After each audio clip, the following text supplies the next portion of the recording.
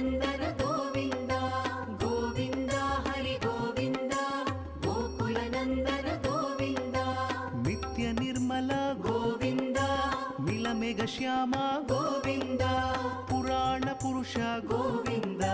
पुण्डरीकाक्ष गोविन्द गोविन्द हरि गोविन्द गोकुलनन्दन गोविन्द गोविन्द हरि गोविन्द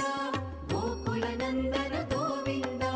नन्दनन्दन गोविन्द नवनीत चोर गोविन्द पशुपालक श्री गोविन्द पाप विमोचन गोविन्द